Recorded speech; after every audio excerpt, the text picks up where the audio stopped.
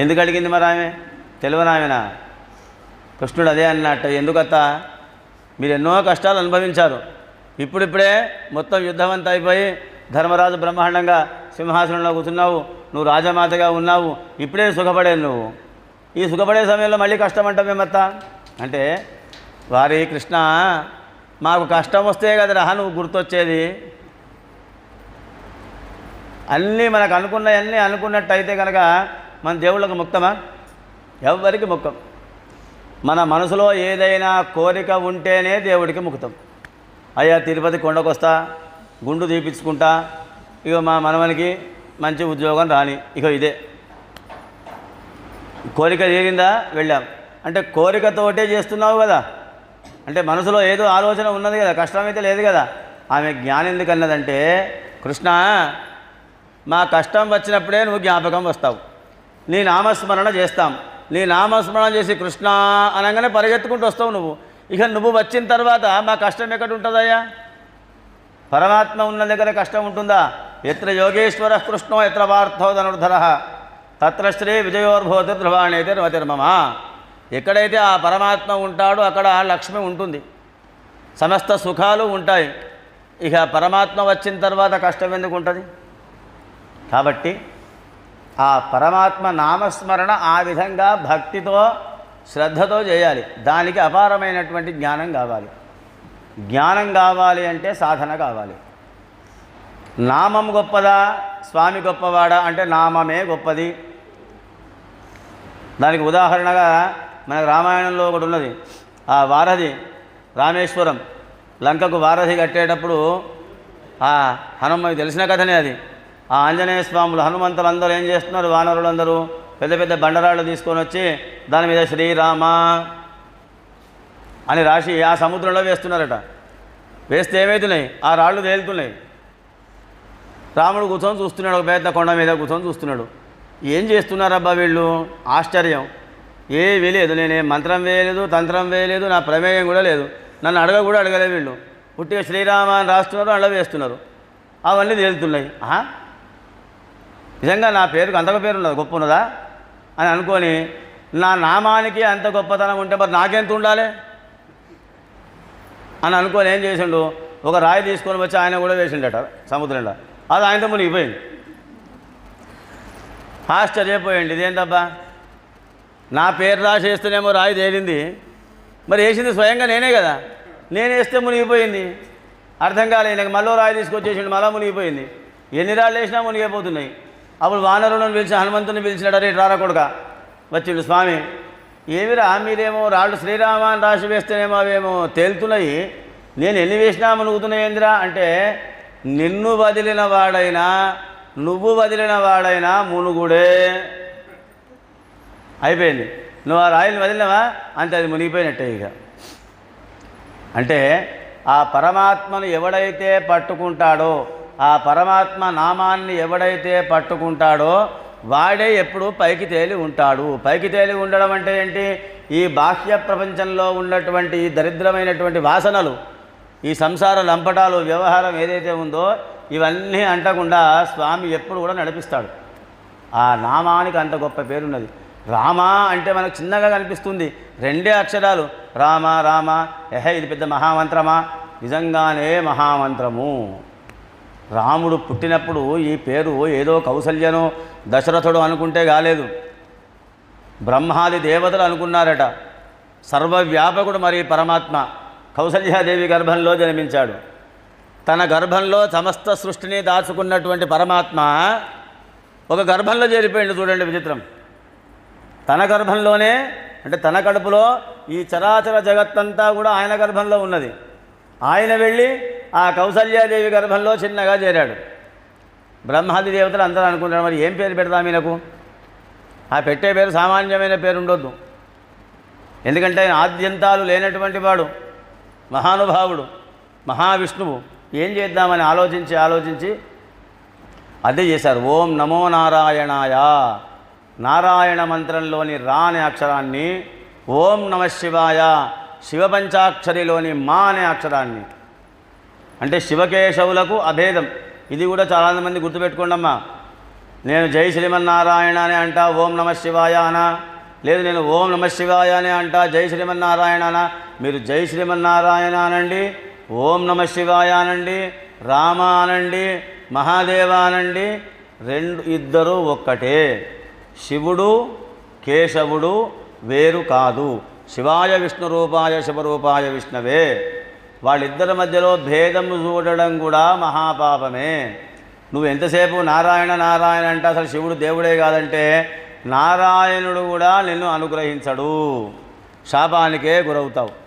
కాబట్టి రామ అంటే అటు శివపంచాక్షరి ఇటు నారాయణ మంత్రం అష్టాక్షరి రెండూ చేస్తే ఎంత ఫలితం వస్తుందో రామ అనేటువంటి మాటకు అంత అర్థం ఉన్నది.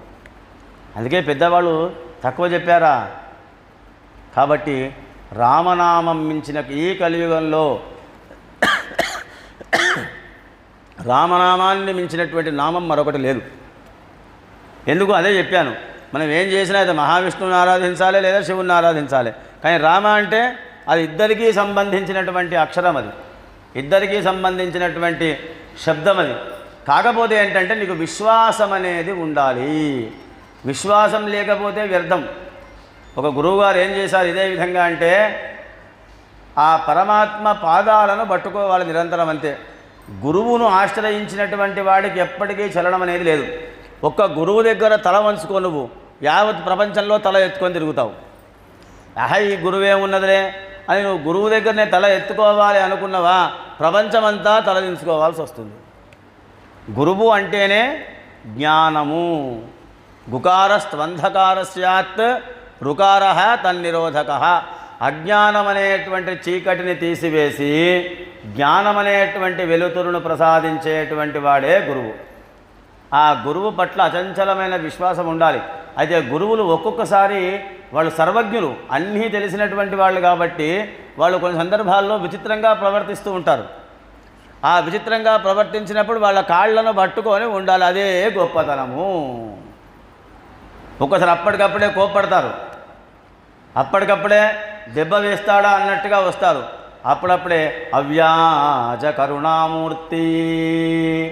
ఆ గురువు అనేటువంటి అనుగ్రహం ఎలా ఉంటుందంటే తండ్రితో సమానమైనటువంటి గురువు. పితేవ హితేనయుక్తే, తండ్రిలాగా మనను మార్గదర్శనం చేస్తూ ఉంటాడు మహానుభావుడు. కాబట్టి అక్కడ అచంచలమైనటువంటి భక్తి విశ్వాసాలను కలిగి ఉండాలి. నువ్వు దూకురా నాయన దూకాలంతే. ఆదిశంకరాచార్యుల దగ్గర ఉన్నటువంటి 4 శిష్యులుంటే అందులో ఒక శిష్యుని మీద అపారమైనటువంటి వాత్సల్యం ఆదిశంకరులకు. మనకైనా అంతే, గురువులు అందరినీ సమానంగానే చూస్తారు, కానీ అందరూ వీళ్ళు సమానం కాదు కదా. ఒకరికి తెలివి ఎక్కువ ఉంటుంది, ఒకరికి తక్కువ ఉంటుంది, ఒకడు అమాయకుడు ఉంటాడు, ఒకడు బాగా హుషారు ఉంటాడు. మరి గురువు అనేవాడు ఏం చేయాలి? అమాయకుడిని కొద్దిగా పట్టుకోవాలి, కొద్దిగా మొద్దున్నోని పట్టుకోవాలి, అజ్ఞానిని కొద్దిగా పట్టుకోవాలి. గురువు పట్టుకుంటాడు అంటే వీని పట్టుకున్నంత మాత్రాన మిగతా వాళ్ళని వదిలిపెట్టాడు, ప్రేమ చేస్తలేడు అనుకుంటే అది మూర్ఖత్వమే. ఇప్పుడు మీ గురువు దగ్గర కూడా మీకు అలాంటి అనుభవాలు ఉంటాయి. ఆయన దృష్టిలో అందరూ సమానమే, కానీ ఎవరైతే కొద్దిగా వెనకబడి ఉంటాడో వాళ్ళని ముందరికి లాక్కరావాలి.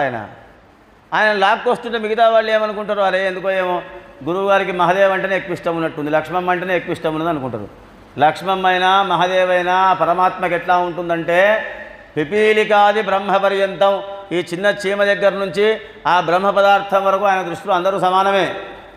కాకపోతే అదే చెప్తున్నా, అంతెందుకు ఇప్పుడు తల్లికి ఇద్దరం కొడుకులు ఉంటారు, ఒకడేమో బాగా హుషారు ఉంటాడు పిల్లగాడు, ఒకడేమో అమాయకుడు ఏం తెలియని వాడు ఉంటాడు. ఆ తల్లి ఎవరిని ఎక్కువ పట్టించుకుంటుంది? అమాయకుడిని పట్టించుకుంటుంది. అంటే ఇక హుషారు ఉన్నోని మీద ప్రేమ లేదా? అట్లుంటుంది ఆ తల్లికి. ఇద్దరు కొడుకులు అంటే ఇద్దరు కళ్ళు, ఇద్దరూ సమానమే. అయినా వీడిని ఎందుకు ఎక్కువ చూస్తుందంటే పాపం వీళ్ళకి ఎక్కువ తెలియదు, విడిదల అమాయకుడు వాడా వాడు ఎట్లన్నా బతుకుతాడు. అంటే గురువులు చూసే బతుకు వేరు, గుర్తుపెట్టుకోండి బాగా. తల్లి చూసే బతుకు వేరు. గురువు చూసే బతికేంది? మోక్షానికి సంబంధించిన బ్రతుకు తెరువును గురువు చూపిస్తాడు, ఆ విద్య నేర్పిస్తాడు గురువు. తల్లి ఏంది? నువ్వు లౌకికమైనటువంటి సమాజంలో బ్రతకడానికి కావాల్సినటువంటిది నేర్పించేటువంటిదేమో తల్లి. కాబట్టి గురువుల దృష్టిలో అందరూ సమానమే. కాకపోతే ఎవరైతే కొద్దిగా వెనుకబడి ఉంటారో వాళ్ళని పట్టుకుంటాడు. అట్లా ఒక శిష్యుని పట్టుకున్నాడు.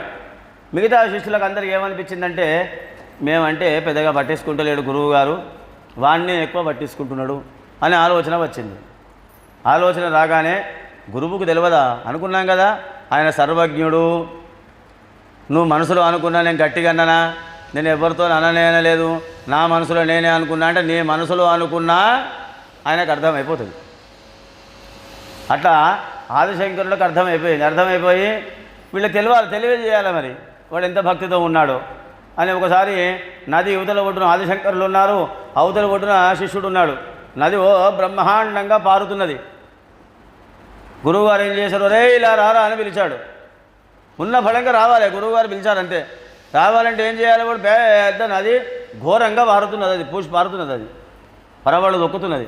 అదంతా తిరిగి రావాలి గురువుగారి దగ్గరికి. గురువుగారే చెప్పిర్రు ఉన్నట్టుండి రా అన్నాడు. ఏం చేయాలి మరి, ముందర అంత పెద్ద ప్రవాహం ఉందనే విషయం కూడా మర్చిపోయాడు వాడు. గురువు మాట మీదనే వాడికి నమ్మకం. వాడు టకటక ఉరుక్కుంటూ వస్తూనే ఉన్నాడు. వాడు పరిగెత్తుకుంటూ వస్తుంటే నడుచుకుంటూ ఆ ప్రవాహంలోంచి మరి ప్రవాహంలో కొట్టుకపోవాలి కదా, కొట్టుకపోతలేవు. వాని పాదాల కింద పద్మాలు, ఆ తామరలు వస్తూ ఉన్నాయి. అందుకే ఆయనను పద్మపాదుడు అనే పేరు పెట్టారు ఆయనకు. అంటే గురువు అనుగ్రహం అనేది ఎట్లా ఉంటుంది చూడండి. అంత ప్రవాహంలో కొట్టుకపోలే, ఇట్లా ఒక అడుగు చేసి అడుగు వేస్తున్నట్టే కింద తామరలు వచ్చేసాయి. ఈ అడుగులు ఇవన్నీ ఈయనకి ఏం తెలియవు. కింద తామరలు వస్తున్నది చూసుకోలేదు, ప్రవాహం వస్తున్నది చూసుకోలేదు. ఆ విధంగా అచంచలమైనటువంటి విశ్వాసంతో ఉండాలి. ఆయన ఇచ్చినటువంటి నామం ఏదైతే ఉందో దాన్ని పట్టుకోవాలి, భక్తి శ్రద్ధలతో చేయాలి. ఒక గురువుగారు ఇదే విధంగా ఒక శిష్యుడు, ఆయన భార్య ప్రసవ వేదనను అనుభవిస్తూ ఉన్నది. ఒక 4 కిలోమీటర్ల దూరంలో ఉన్నది. మరి భార్య ప్రసవ వేదనలో ఉన్నప్పుడు భర్త ఉండాలి అని కోరుకుంటుంది పక్కన. ఆ భార్య అయ్యో మా ఆయన వస్తే మంచిగా ఉంటుండే. మధ్యలో నది పారుతున్నది, విపరీతంగా పారుతున్నది నది. పారుతుంటే గురువు శిష్యుడికి ఏం చేయాలని అర్థం కాక ఇట్లనే మీరు కదా అయ్యపాదాలను పట్టుకున్నట్టు వానికి అయ్య ఉన్నాడు. ఆ అయ్యపాదాలను పట్టుకుంటూ పోయి, అయ్యా నేను నా భార్య దగ్గరికి వెళ్ళాలి, ఆమెనేమో అక్కడ ప్రసవ వేదనను అనుభవిస్తుంది, నేను వెళ్ళాలి. వెళ్ళురా నాయన, ప్రవాహం పారుతుంది అయ్యా, సరే నిన్ను పంపిస్తాను రా కొడుక, ఒక గంప తెచ్చుకోపో అన్నాడు. వాడు ఒక గంప తెచ్చుకుంటు నెత్తి మీద పెట్టుకునేది. ఒక చీటీ రాసిండు, ఆ గంపలో పెట్టిండు. దీన్ని ఎత్తుకొని పోరా నువ్వేం చూడకిక, నువ్వు నడుచుకుంటూ వెళ్ళిపో అన్నాడు. గురువు పాదాలను పట్టుకున్నాను నేను, అన్ని గురువే చూసుకుంటాడు. అయిపోయింది, వాడు నడుచుకుంటూ వెళ్ళిపోతున్నాడు. ఇక అంత పెద్ద ప్రవాహం కూడా ఆగిపోయింది. మధ్యలో వీరికి దారి ఇస్తున్నది. కృష్ణ పరమాత్మ తీసుకుపోతుంటే యమునా నది ఏ విధంగా దారి ఇచ్చిందో ఆ విధంగా దారి ఇచ్చింది. వెళ్ళిపోయాడు. అయిపోయింది, దగ్గర పడ్డాడు. ఇక్కడ దాకా వచ్చినాయి నీళ్ళు. ఇక అమ్మయ్య దాటిన అయిపోయింది అనుకున్నాడు. ఇక అక్కడ దాకా వెళ్తే ఒడ్డుకు చేరుతాడు. వానికి అప్పుడు ఆలోచన వచ్చింది, సందేహం. ఏమని, ఇంతకు గురువు ఏం రాసిండి చిట్టీలా? అప్పటి నుంచి గంపను ఎత్తి మీద పెట్టుకొని వస్తున్న బాగానే ఉన్నది, కానీ నిజంగా అసలు మా గురువు ఏంది, ఆయన కథ ఏంది ఒకసారి చూద్దాం అని వాడు గంప దించి చేతిలోకి తీసుకొని ఆ చిట్టి తీసి చూసిండు. ఏమున్నదంలా, రామా అని ఉన్నది. ఓస్ ఇంతేనా, ఇది నాకు తెలియదా, నాకు రాసుకోరాదా? నేను మా గురువు అంటే ఇంకేం రాసిండో, ఎన్ని బీజాక్షరాలు రాసిండో, అండ్ ఎన్ని మంత్రాలు రాసిండో ఏమో అనుకున్నా. ఏమీ లేదు, రామా అనే ఉన్నది. గింతేనా అని అనుకున్నాడు. ఎప్పుడైతే వాడు గింతేనా అనుకున్నాడో పెద్ద ప్రవాహం వచ్చింది, కొట్టుకొని పోయిండు. ఇక చూడండి, అంటే ఆ రామ అనే నామస్మరణానికి ఆ శక్తి కూడా ఎక్కడి నుంచి వచ్చింది అంటే గురువు దగ్గర నుంచే వచ్చింది. కాబట్టి ఏం చేయాలి, మనము నిరంతరము ఆ గురువు పాదాలను పట్టుకోవాలి. గురువు ఏ మాట అయితే చెప్పిండో ఆ మాట వినాలి. ఇక చెప్పుకున్నాం కదా నామ మహిమ ఎంత ఉంటుందో. ఇలా అలా అని కాదు, మనకు భాగవతంలో అజామీళ ఉపాఖ్యానం అనేది కూడా వస్తుంది. అజామీలుడు అనేటువంటి ఒక బ్రాహ్మడు ఉన్నాడు. వేదాంగ పారంగతుడు. అనేకమైనటువంటి వేదాలు, శాస్త్రాలు, పురాణాలు, ఇతిహాసాలు అన్నీ చదివాడు. నిత్యం రోజు నదికి వెళ్ళాలి, సంధ్యావందనం చేయాలి, 3 పూటల అగ్నిహోత్రం చేయాలి, ఇంటికి వచ్చినటువంటి అతిథులను అభ్యాగతులను ఆదరించాలి, వాళ్ళకు భోజనాలు పెట్టాలి, ఇన్ని చేసేవాడు. ఒకరోజు నదికి వెళ్ళి స్నానం చేసి వస్తూ ఒక చూడకూడనటువంటి దృశ్యాన్ని చూశాడు. ఒక వేశ్య ఒకటితో ఉన్నది. ఆ వేశ్య చాలా అందంగా ఉన్నది.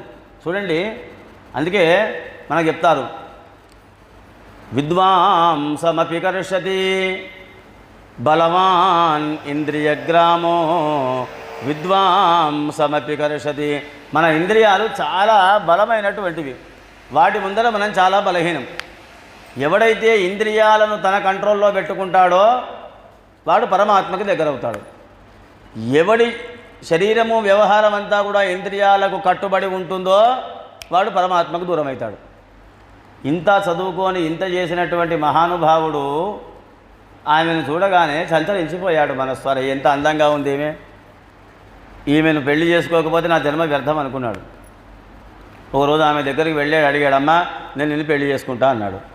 లే స్వామి మీదెక్కడా మేమెక్కడా, మీరేమో బ్రాహ్మలు, వేదాంగాలు శాస్త్రాలు చదువుకున్నటువంటి పండితులు, మేము మూర్ఖులం.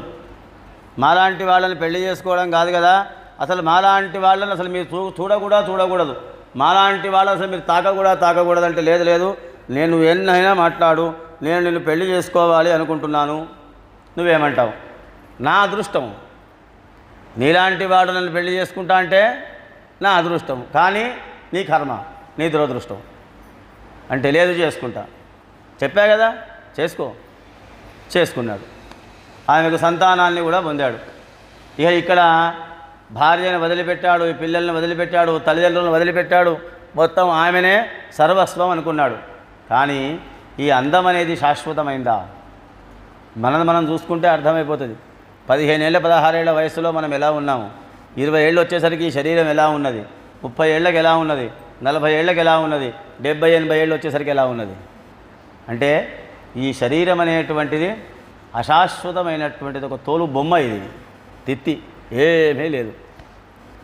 ఈ యవ్వనమే శాశ్వతం అనుకుంటే కష్టమే. కాబట్టి ఎంతకాలానికైనా ఈ శరీరాన్ని వదిలిపెట్టి వెళ్ళాల్సిందే. 40 ఏళ్ళు 50 ఏళ్ళు దాటిన తర్వాత నీ శరీరంలో పటుత్వం కూడా ఉండదు. ఆ స్థితికి వచ్చేసాడు. 70 80 ఏళ్ళు వచ్చాయి వీడికి. ఇక ఇంకేంది, ఏ అందమైతే చూసుకొని వీడు వివాహం చేసుకున్నాడో ఆ అందం ఇంకెక్కడ ఉన్నది, అయిపోయింది. ఆమె శరీరం కూడా ముడతలు పడిపోయింది, వృద్ధాప్యం వచ్చింది. వీడికి కూడా శరీర పటుత్వం లేదు, వృద్ధాప్యం వచ్చింది. అప్పుడు బాధపడ్డాడు. సరే బాధపడ్డా ప్రయోజనం లేదు. కొన్నింటికి చేతులు కాలిన తర్వాత ఆకులు పట్టుకున్నట్టుగా ఉంటుంది. కాకపోతే అదే చెప్తున్నాను, అంటే నామము ఎంత పనిచేస్తుందో చూడండి. వాడికి పుట్టినటువంటి సంతానంలో అందరికన్నా చిన్నవాడి పేరు నారాయణ అని పెట్టిండు వాడు. అదే వాడు చేసుకున్న మంచి పేరు. అయితే చిన్న కొడుకు అంటే వాడికి చాలా ఇష్టమని కూడా కాదు, చిన్న కొడుకు పెద్దగా జ్ఞానం తెలియదు, వాడు చిన్నోడు. ఇంకా మిగతా పెద్ద కొడుకులు ఏంటంటే, మా నాన్న పరమ పవిత్రమైనటువంటి బ్రాహ్మణ వంశంలో జన్మించి వేదాంగాలు చదువుకొని అనవసరంగా ఈ లంపటంలో పడి మొత్తం నాశనం అయిపోయాడు అని కొడుకులకు తెలుసు. అందుకని మిగతా కొడుకులు పట్టించుకోలే తండ్రిని. ఈ చిన్న కొడుకు అదంతా తెలియదు. ఇంకా తండ్రి అంటే ప్రేమ, అందుకని ఏ పని పడ్డా నారాయణ నారాయణ అనే పిలుస్తుండేనట. అయిపోయింది. వీడికి అవసాన దశ వచ్చింది, సావడానికి సిద్ధమైండు. ఇక ప్రాణాలు పోయే పరిస్థితి. యమభటులు వచ్చారు, పాశాలు వేశారు, లాగారు. యమభటులు ఎంత భయంకరంగా ఉంటారంటే అసలు వాళ్ళను చూడగానే పై ప్రాణాలు పైన పోతాయి, అంత భయంకరంగా ఉంటారు. ఎప్పుడు కనిపిస్తారు వీడికంటే అప్పుడు కనిపిస్తారు. చనిపోయేటువంటి సమయంలో ఆ పాశాలు వేసి లాగినప్పుడు కనిపిస్తారు. ఆ పాశాలు వేసి లాగేటువంటి సమయము ఒక ఫ్రాక్షన్ ఆఫ్ ఒక 4-5 సెకండ్లు 4-5 క్షణాలే ఉంటుంది. కానీ ఎలా ఉంటుందట కదా అంటే, ఆ బాధ కొన్ని వేల తేళ్ళు ఒక్కసారే కరుస్తే ఎంత బాధ ఉంటుందో ఆ క్షణకాలంలో అంత బాధను అనుభవిస్తాడు వాడు. అయితే వీడేం చేశాడు అంటే, అందుకే చనిపోయే ముందు కొంతమందికి మలమూత్ర విసర్జన జరుగుతుంది. మనం గమనిస్తూ ఉంటాం అప్పుడప్పుడు. ఎందుకో చనిపోయే ముందర మలమూత్రాలు బట్టలోనే అయినాయి అంటే, బట్టల్లో అవ్వడానికి కారణం ఏంది అంటే, వాడు ఆ చివరి క్షణంలో యమభటులను చూసి భయంతో వచ్చినటువంటివి అవి. ఈ అజామిలుడు కూడా ఆ విధంగా వాళ్ళను చూడగానే పై ప్రాణాలు పైనే పోయి నారాయణ నారాయణ నారాయణ అని పిలిచాడు. ఏ నారాయణుని పిలిచాడు? ఆ రూములో ఉన్నటువంటి నారాయణుని పిలిచాడు. వాడు చిన్న పిల్లవాడు రూమ్లో పడుకున్నాడు ఎక్కడనో, వానికేం వినబడుతుందా? వినబడదు. కానీ నువ్వు ఏ విధంగా పిలిచినా నారాయణ అనే నామాన్ని ఉచ్చరించావా, వైకుంఠంలో ఉన్న నారాయణునికి కథం వానికి వెళ్ళిపోయింది. ఆయన ఆగుతాడా? ఎప్పుడైనా ఆగాడా? భక్తి విశ్వాసం కావాలి. వీడు వాస్తవంగా ఆ విశ్వాసం కూడా వీడికి లేదు, భ్రష్టు పట్టిపోయిండు. కానీ వెంటనే నారాయణ దూతలు వచ్చారు, విష్ణు దూతలు వచ్చారు. వచ్చి యమదూతలను ఆపేశారు. ఓయ్ మీరు తీసుకెళ్ళడానికి లేదు, ఈయన వస్తే చేస్తే ఈయన మా దగ్గరికి రావాలి అన్నారు. అదేంటయ్యా, ఆయన మీ దగ్గరికి ఎట్లా వస్తాడు? వీడు చేయనటువంటి పాపాలు లేవు, మీకు తెలుసా వీడు ఏమేం చేసిండో? ఎన్నైనా పాపాలు చెయ్యనిగాక అవసాన దశలో చనిపోయేటువంటి సమయంలో నారాయణ నారాయణ అనేటువంటి నామాన్ని ఉచ్చరించాడు. మా స్వామికి అది చాలు, ఇక వాడు ఏం చేశాడో అవసరం లేదు.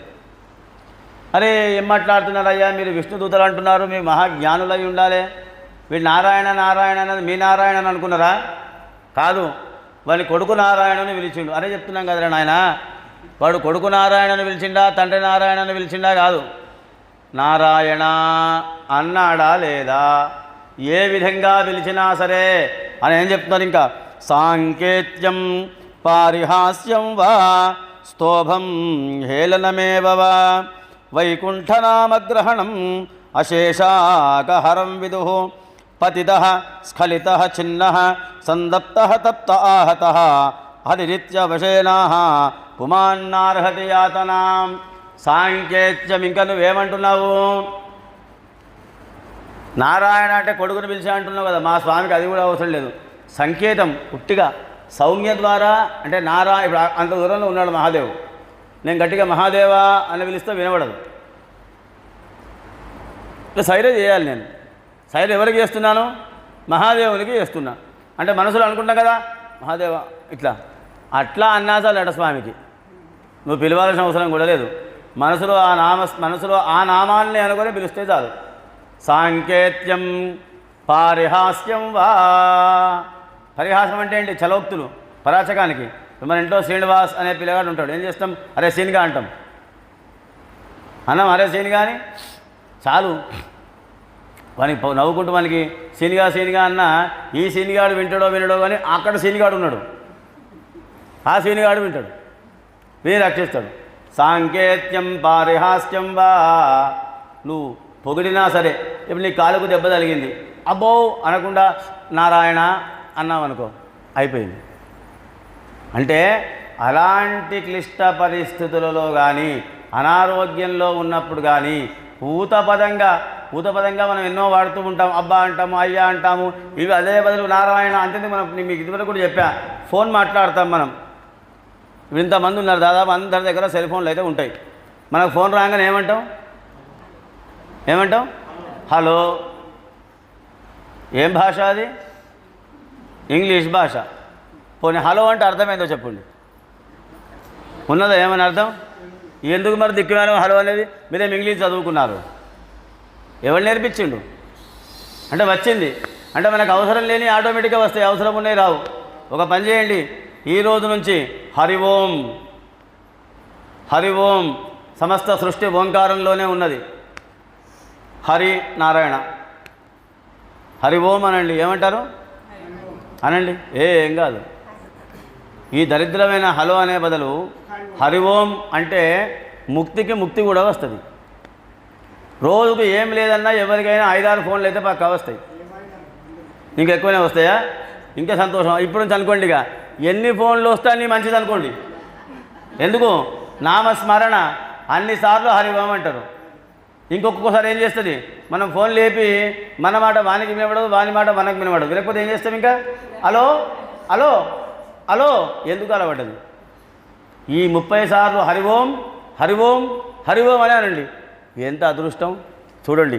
ఈ అజామీలుడు అవసాన దశలో ఒక్కసారి వారు నారాయణ అన్నాడు. అది భయంతో పిలిచినందుకే ఆ నారాయణ వచ్చి వీని అనుగ్రహించాడు. కాబట్టి ఏ విధంగా పిలిచినా సరే ఈ యమదూతలందరూ మళ్ళీ అక్కడికి వెళ్ళారట, యమలోకానికి వెళ్ళి, స్వామి ఇట్లా వాళ్ళు విష్ణుదూతలట, వాళ్ళు వచ్చిండ్రు, వాళ్ళు తీసుకుపోతారట, మరి పాపం చేసిన వాళ్ళు కదా మనం దేవాలి కదా అంటే, వాళ్ళు ఉన్న చోటుకి అసలు మనం వెళ్ళనే వద్దురా, అది పాకిస్తాన్ బార్డర్ లెక్క మనకు. విష్ణుదూతలు అక్కడికి వచ్చారా, నేనే వెళ్ళా, ఇక నువ్వేంద్రా? యమధర్మరాజే గడగడ వణికిపోతాడు విష్ణుదూతలు ఉన్న దగ్గరికి. ఇక యమదూతలు వెళ్తారా? మనం వెళ్ళకూడదురా నాయన. అప్పుడు అర్థమైంది అజామీళునికి, అరే నా జీవితాన్ని ఎంత వ్యర్థం చేసుకున్నా ఇంత చదువు చదివి.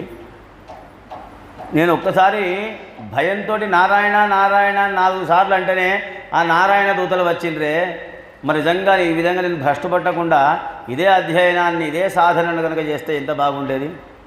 కాబట్టి ఆ నామస్మరణ అనేది అంత గొప్పది. అంతేకాదు, రాజసూయ యాగం సందర్భంలో కృష్ణ పరమాత్మ శిశుపాలుల్ని చక్రం వదిలిపెట్టి చంపేశాడు. ఎందుకు? ఆ రాజసూయ యాగం అయిపోయిన తర్వాత అగ్రతాంబూలం, మొట్టమొదటి తాంబూలం ఎవరికి ఇవ్వాలి, ఎవరి కాళ్ళు కడగాలి అంటే అక్కడ ఉన్నటువంటి వాళ్ళందరూ ఎవరికి అడగాలి? భీష్ముడు ఉన్నాడు, ద్రోణాచార్యుడు ఉన్నాడు, ఋషులు, ఎంతోమంది మహానుభావులు ఉన్నారు. ఎంతమంది మహానుభావులైనా పరమాత్మ సమానం అవుతారా? కాదు. కానీ అసలు ఆయన పరమాత్మ అనే విషయం తెలిసింది ఎవరికి? గొల్లవాడు, మాయావి, దొంగ. ఇన్ని వేల మంది గోపికలను చెలబెట్టాడు, ఇంతమంది భార్యలను పక్కన పెట్టుకున్నాడు, కపట నాటక సూత్రధారి, నోరు తెరిస్తే అన్ని అబద్ధాలే అని ఆ విధంగా చూసిన వాళ్ళే ఎక్కువ. కానీ నిజంగా ఆ కృష్ణుణ్ణి నిజంగా పరమాత్మగా చూసిన వాళ్ళు ఎవరు? చాలా తక్కువ మంది. తెలుసు, భీష్ముడికి తెలుసు ఆ విషయం, ద్రోణుడికి తెలుసు, అర్జునుడికి కొద్దిగా తెలుసు, కుంతీదేవికి తెలుసు. శిశుపాలుని అనుగ్రహించాడు, చూడండి, ముక్తిని ప్రసాదించాడు. ఎందుకు? నామస్మరణ. ఆ రాజసూయ యాగానికి వచ్చి శిశుపాలుడికి ఒక వరం ఏంటంటే, శిశుపాలుడు ఎవరు? ఎంత మీకు తెలిసిన కథనే. శిశుపాలుడు ఎవరు? శ్రీకృష్ణుని యొక్క మేనత్త కొడుకు, బావమరిది. వీడు పరమ దుర్మార్గుడు, కృష్ణుడి చేతిలో వీడి చావు తథ్యం. అయితే పాపం మేనత్త అడిగిందట, కొడుకా కృష్ణ, నా కొడుకు పరమ దుర్మార్గుడు అవుతారా, వాడిని చంపకరా కొద్దిగా అంటే, చంపకుండా ఉంటే ఎట్లత్త? చావనే తప్పకుండా ఉండాల్సిందే. అదృష్టం ఏంటంటే వాడు నా చేతిలో చస్తాడు కాబట్టి వాడికి ముక్తి. కానీ వాడు చనిపోవాలి. కాకపోతే ఒక ఎగ్జంప్షన్ మాత్రం ఇస్తున్నా, ఏంటి? 100 తప్పుల వరకు వాడిని క్షమిస్తా అన్నాడు. ఇక ఇక్కడ శిశుపాలుడు కనబడ్డప్పుడల్లా తిట్టుడేవాడిని. ఎంత భక్తి అంటే శత్రుత్వంతో కూడిన భక్తి శిశుపాలుడిది. మనం పొద్దున్నే మగన ఏం చేస్తాం? ఇవాళ నాకు పనులు ఏమేమి ఉన్నాయి, ఎక్కడికి వెళ్ళాలి, ఏం చేయాలి, నాటయ్యన్నా, పొలం మీద ఉన్నదా, అది ఉన్నదా చూస్తాం. శిశుపాలుడు అది చూసేవాడు కాదట. ఇవాళ కృష్ణుడు ఎక్కడెక్కడికి పోతున్నాడు, అక్కడికి నేను వెళ్ళాలి. చూడండి ఇక ఎంత భక్తం. ఎందుకు? తిట్టాలి కదా అని. అదే వీళ్ళ లక్ష్యం. ఇక వీళ్ళకి వేరే పనే లేదు, కుప్పగొట్టుడు లేదు, నాటేసుడు లేదు. శిశుపాలుని తిట్టుడే వీని ఉద్యోగం. పొద్దున్న లేవని వాడు ఏం ఎంక్వైరీ చేస్తుండే, ఇవాళ కృష్ణుడు ఎక్కడికి వెళుతున్నాడు, ఎక్కడెక్కడికి పోతున్నాడు, వాడు ఎక్కడెక్కడికి పోతాడో తెలుసుకొని వీడు ఎక్కడెక్కడికి పోతుండే. పోవాలి, దొరకంగానే పొట్టు తిట్టాలి. కృష్ణుడు నవ్వుకుంటూ ఊరుకుంటుండే. తిట్టుకో, ఎంత తిడితే అంత మంచిదే, నాకే మంచిదే. తొందర తిడితే తొందర నేను మూసేయచ్చు. 100 కావాలి కదా. లాస్ట్కు రాజసూయ యాగంలో అయినా 100 అగ్రతాంబూలం ఈయనకిచ్చి ఈయన కాళ్ళు కడిగి అందరూ తలదల్లుకుంటుంటే శిశుపాలుడు అన్నాడు, సభలో ఇన్ని 100 మంది 1000 మంది ఉన్నారు, భీష్ముడు ఉన్నాడు, ద్రోణాచార్యుడు ఉన్నాడు, మహామహా ఋషులు ఉన్నారు, సిద్ధులు ఉన్నారు, మునులు ఉన్నారు, ఇంతమంది ఉండగా ఈ దొంగ గొల్లవాడిక పాదపూజ చేయడం అని ఇష్టం వచ్చినట్టుగా తిడుతూ ఉంటే, స్వామి నింద మంచిది కాదు అని చెప్పేసి ఆయన గురించి తెలుసుకున్నటువంటి మునులు, సిద్ధులు వెళ్ళిపోయారు. కొంతమంది ఎదురు తిరిగిన వాళ్ళని కొట్టిపడేశాడు వీడు. శిశుపాలుడు లాస్ట్కి వస్తే సుదర్శన చక్రాన్ని తెలుసుకున్నాడు, వాడిని అంతం చేశాడు. అంతం చేసినప్పుడు ఆ శిశుపాలులో ఉన్నటువంటి దివ్యమైనటువంటి జ్యోతి వచ్చి పరమాత్మలో కలిసిపోయింది. చూడండి, ఇక ధర్మరాజుకు ఆశ్చర్యం వేసింది. అక్కడనే నారద మహర్షి కూడా ఉన్నట్ట. నారదుని అడిగాట, నారద మహర్షి, మా బావ ఏం చేస్తాడో తెలియదయ్యా. ఏం చేశాడ్రా? శిశుపాలుడి లోపల ఉన్నటువంటి దివ్యజ్యోతి వచ్చి మా బావలో కలిసిపోయిందంటే ముక్తిని ప్రసాదించిండు కదా. వీడు ఏ రోజన్నా భక్తితో మా బావను మాట్లాడిండా ఎప్పుడన్నా? లేదు కదా, ఎప్పుడు తిట్టుడే. అంటే నారదుడు అదే అన్నట్ట, ఆయన తిట్టాడా పొగిడాడా అనేది కాదురా, నామాన్ని ఉచ్చరించాడా లేదా, కృష్ణనామస్మరణ చేసిండా లేదా. చేసిండు, తను తిట్టిండు కదా, అదే మళ్ళీ అదే మాట్లాడతావు నువ్వు, ఆయనకు అది అవసరం లేదుగా. అట్లా అంటే కామోత్కంఠత గోపికల్ భయమునం కంసుండు వైరక్రియా సామగ్రిన్ శిశుపాల ముఖ్య నృపతుల్ సంబంధులై వృష్ణులు ప్రేమన్మీరలు భక్తి మేము ఇది చక్రింగంటి మెట్లైనా. గోపికలు వాళ్ళను కూడా అనుగ్రహించాడు. గోపికలు ఏమన్నా భక్తితో స్వామిని అర్చించారా? అందంగా ఉన్నాడు, ఆహా ఏమందము ఏమున్నాడు రా పిల్లగాడు అని ఆ ఆలోచనతో స్వామిని పూజ చేశారు. పూజ కాదు, ముద్దు, ఇష్టపడ్డారు. వాళ్ళని అనుగ్రహించాడు. కామోత్కంఠత గోపికల్ భయమునన్ కంసుండు, కంసుని అనుగ్రహించిండు. చిన్న గ్లాస్ కింద పడ్డదంటే కృష్ణుడు వచ్చిండా ఏమి, రే వచ్చాడ్రా కృష్ణుడికినా భయం. ఒక్క కరిటన్ అటు ఇటు అదిలిందా, ద్వారపాలకుల్లారా కృష్ణుడా అంటే వీడు పొద్దుటి నుంచి రాత్రి పండుకునేదాకా కృష్ణుడా కృష్ణుడా కృష్ణుడా అని మనం కదా హలో హలో అన్నట్టు. ఏదో ఒక చప్పుడు కావాలి, గాలి రావాలి, కిటికీ దండమని కొట్టినా సరే అగో ఏమిరా కృష్ణుడికి వచ్చిండా ఏమి అయిపోయిందా అన్నాడా. కృష్ణ కృష్ణ నామస్మరణ భయమునన్ కంసుండు వాణ్ణి అనుగ్రహించాడు. కామోత్కంఠత గోపికల్ భయమునన్ కంసుండు వైరక్రియా సామగ్రిల్ శిశుపాల ముఖ్య నృపతుల్ వీడిని కూడా అట్లే అనుగ్రహించిండు. వీడు పుట్టినప్పటి నుంచి స్వామికి శత్రువే. ఎంత శత్రువు అంటే ఎంతో భక్తి వానికి. ఇక పొద్దున్న లేవగానే వాడు వాని పని చూసుకునేవాడు కాదు, వీని పని చూస్తుండే. అట్టెవరన్నా చూసిండ్రా? కృష్ణుడు ఎక్కడెక్కడికి వెళ్ళిండో వీడు ఎక్కడెక్కడికి వెళ్ళిండు. కృష్ణుణ్ణి దర్శించినటువంటి రోజు లేదు, కృష్ణనామస్మరణ చేయనటువంటి రోజు లేదు. 100 సార్లు అన్నాడు రా వాడు కృష్ణ కృష్ణ కృష్ణ అని. నారాయణ నారాయణ అని 2 సార్లు అంటేనే వాడు అనుగ్రహించినోడు. శిశుపాలుడు ఎన్నిసార్లు అన్నాడు కృష్ణనామస్మరణ? 100 సార్లు కృష్ణనామస్మరణ చేసిండు. కాబట్టి వాణ్ణి అనుగ్రహించాడు రా. ప్రేమన్మీరలు మీకు తెలుసా? కృష్ణుడు శ్రీమన్నారాయణమూర్తి తెలియదు, కానీ మీరు కూడా బావా కృష్ణ బావా కృష్ణ మిమ్మల్ని అనుగ్రహించండి. మీకేం తక్కువైందిరా ఆయన? లేకపోతే ఆయన లేకపోతే యుద్ధం మీరు చేసేవాళ్ళ గెలిచేవాళ్ళ? అసలు భీష్ముని ఎదిరిస్తారా మీరు? కర్ణుని ఎదిరిస్తారా? ద్రోణాచార్యుని ఎదిరిస్తారా? అశ్వత్థామని ఎదిరిస్తారా? ఎవరిని రా మీరు కొట్టగలిగేది? అర్జునుడు తోపే కానీ మరి ఎదురుగా ఉన్న ద్రోణాచార్యుడు కాదు, భీష్ముడు కాదు, వాళ్ళు తక్కువ. ఎందుకు గెలిచారు మీరు? అనుగ్రహించాడు రా మీ బావ. ప్రేమన్మీరలు ప్రేమతో మిమ్మల్ని అనుగ్రహించాడు. ఇక మాకే ఉన్న కష్టం భక్తిన్ మేము నిరంతరము నారాయణ నారాయణ నారాయణ అని నిజమైనటువంటి భక్తితో స్వామి మమ్మల్ని అనుగ్రహించాడు. ఏదైతే ఏమున్నదిరా, చక్రింగంటి మెట్లైనా ఏదైనా సరే పరమపద సోపానం. మనం ఆ కైలాసం ఆట ఆడతాం కదా, దాన్ని ఏమంటారు? పరమపద సోపానం ఆట ఏంటది? కైలాసం. ఎట్లయితే ఉన్నది ఆ పెద్దపాం మింగకుండా ఆ వైకుంఠంలోకి పోయినామా లేదా అనేదే ముఖ్యం. పెద్దపాం మింగిందా మా తోక పట్టుకొని కిందికి వస్తాం. వాళ్ళు ఒకరేమో ప్రేమతోటి, ఒకరు కోపంతో, ఒకరు శత్రుత్వంతో, ఒకరు భయముతోటి, ఒకరు భక్తితోటి ఏదైతే ఉంది ఆ స్వామి యొక్క నామస్మరణ చేసింది. ఆ స్వామి వాళ్ళను అనుగ్రహించాడు. కాబట్టి భక్తులారా, ఈ కలియుగంలో నామస్మరణను మించినటువంటిది మరొకటి లేదు. అందుకే కలియుగంలో కృష్ణ పరమాత్మ రెండే చెప్పాడు. చేతనైనంతలో నామస్మరణ, చేతనైనంతలో దానము ధర్మము.